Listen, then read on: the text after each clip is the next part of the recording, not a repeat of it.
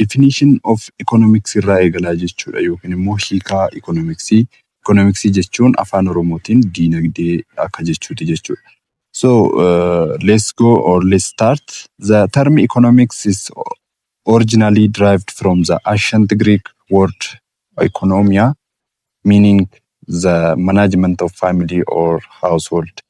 So jechi dinagdee yookiin economicsii jedhu kaa jalqaba irratti jecha Giriikii durii economia jedhamu irraa kan jedhamu kan bulchiinsa maatii yookiin immoo mana bulchuu jechuu irraa kan dhufe yoo ta'u, this reveals as the subject of economics was first studied in ancient Greek. Kunis kaa barnoota dinagdee jalqaba Giriikii durii keessatti akka baratame agarsiisa yookiin immoo barnoonni dinagdee kun Giriikii durii keessatti akka eegalame kan agarsiisudha jechuudha. Economics is a branch of social science. Economicsiin kaa akkuma beekamu damee saayinsii hawaasatii jechuudha. Gosoonni barnootaa hedduun damee mataa isaanii qabu jechuudha. Fakkeenyaaf akkuma baayoloojiin damee saayinsii uumamaa ta'e, fiiziksiin damee saayinsii uumamaa ta'e, economicsiin immoo damee saayinsii hawaasatii jechuudha. Economics is a branch of social science, so economics is an important discipline and its prominence has increased in recent years in response to worldwide economic problems. Economicsiin kaa barnoota barbaachisaadha jechuudha yeroo ammaa kanatti, akkasumas rakkoolee dinagdee addunyaa irratti mul'ataniif deebii kennuuf waggoota dhiyoo keessatti beekamtiin isaa dabalaa jira jechuudha. Rakkoolee hedduun addunyaa kana keessatti uumamaa jiru, isaaf immoo deebii kennuudhaaf yookiin immoo furmaata laachuudhaaf economicsiin fiildii baay'ee barbaachisaa yookiin dipaartimentii disipiliinii yookiin gosa barnootaa baay'ee barbaachisaa dhufaa jirudha jechuudha beekumsi isaa. At present, poverty, unemployment, inflation, recession, population expulsion, it is all worldwide problems. Yeroo ammaa kaa poverty yookiin hiyyummaan, hojii dhabdummaan yookiin unemployment, inflation, qaala'insi gabaa, recession, dinagdeen gadi bu'uu akkasumas baay'inni uummataa kun kaa yeroo ammaa rakkoo addunyaati jechuudha. So, in order to understand and find the solution such problem in deepest knowledge of economics is essential jedha jechuudha. Rakkoolee sana kaa furmaata kennuudhaaf, understand gochuudhaaf, akkasumas immoo furmaata isaanii barbaaduudhaaf beekumsi gadi fageenya qabu beekumsi economicsii nu barbaachisaa jechuudha. The definition of economics has developed through time. Hiikni economics kaa yeroodhaa gara yerootti guddachaa kan deemudha jechuudha. Guddachaa deemaa jechuudha. Economic theory has advanced over time and different teams have gradually been included into the field. Theoryin economicsii yeroo keessa fooyya'aa kan deemudha jechuudha. Akkasumas immoo mata dureewwan adda addaa sotaan dirree kanatti yookiin dirree economicsii kanatti dabalamaa kan jiranidha jechuudha. There is no complete definition of economics yet, and the definition is essentially under improvement in areas such as wealth definition and welfare definition and scarcity definition jedha jechuudha.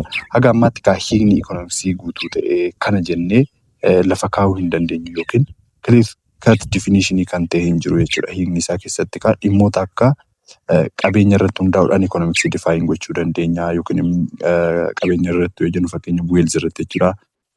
Hiikaa akkasumas immoo guddina irratti, welfare irratti jechuudha. Scarcity yookiin immoo hanqina irratti hundaa'uudhaan economicsii define gochuu hin dandeenya jechuudha. Especially economicsii define gochuudhaaf wantoota sadeen kana irratti yeroo baay'ee economicsii define kan goonu yookiin definitionii economicsii kan kenninuuf jechuudha. So sadan kun waan jiranii fi economicsii hiika guutuu yookiin hiika tokkichaa hiika economicsiiti jennee lafa kaa'uu hin dandeenyu jechuudha. Clear cut definitionii economicsii kennuun hin danda'amu jechuudha. Based on the above consideration, economics can be defined as follows jedha jechuudha. Yookiin immoo dhimmoota kana olitti ilaalle kan irratti hundaa'uudhaan kaa economicsiin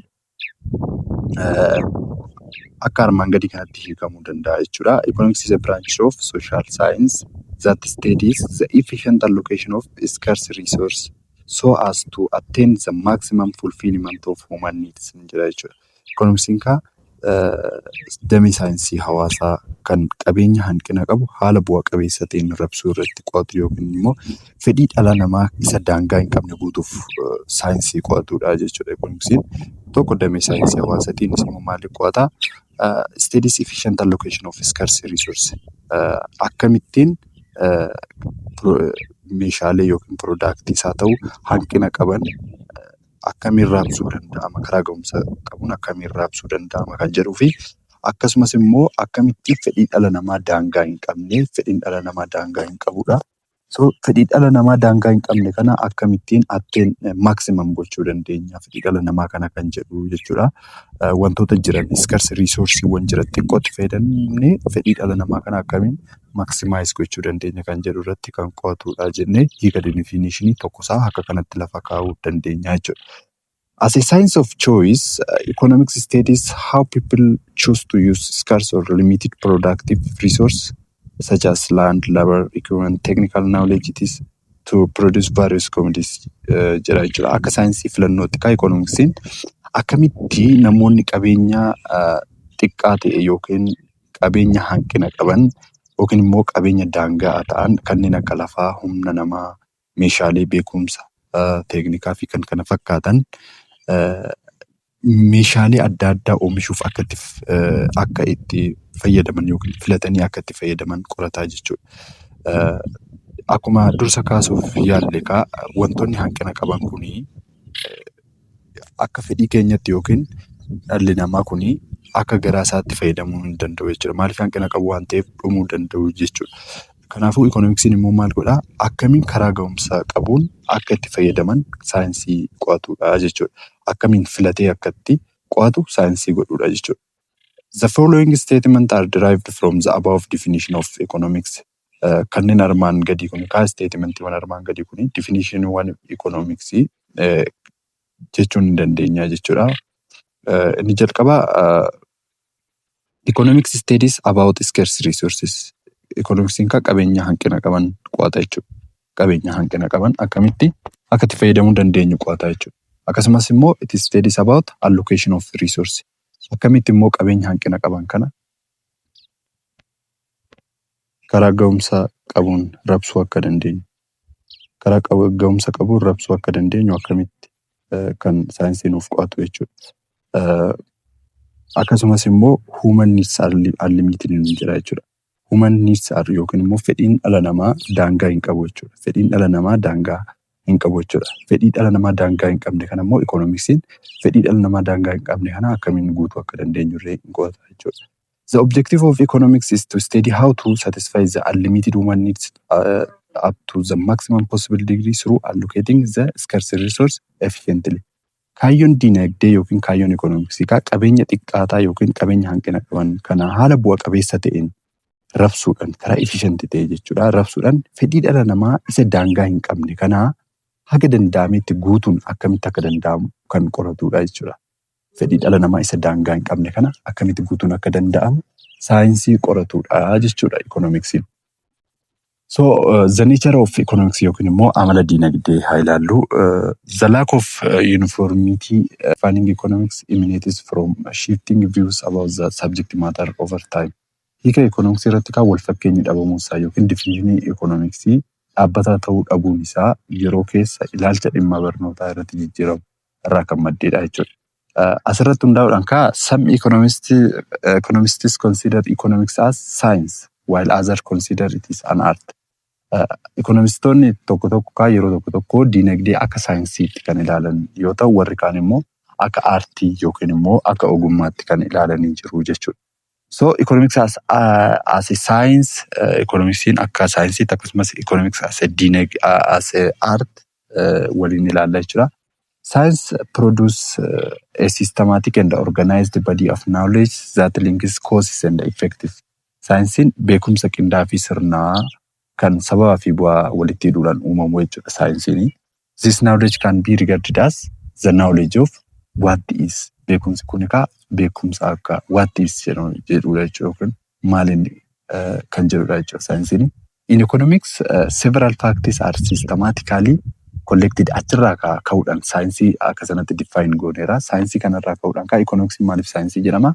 Several factors are systematically collected, classified, analyzed and interpreted to make prediction about the future jechuudha. So barnoonni economicsii keessatti dhugaawwan hedduun sirnaan walitti qabamuun ramadamuudhaan xiinxalamuu fi hiikamuun kunis gara fuulduraatti irratti ragaa uumuuf nu gargaara jechuudha. Gara fuulduraa irratti predict yookiin interpret prediction gochuudhaaf what is kan jedhu sana maal ta'uu danda'a kan jedhu san predict gochuudhaaf kan nu gargaaraa jechuudha. So saayinsiin kanaaf maal jechuu ni dandeenya?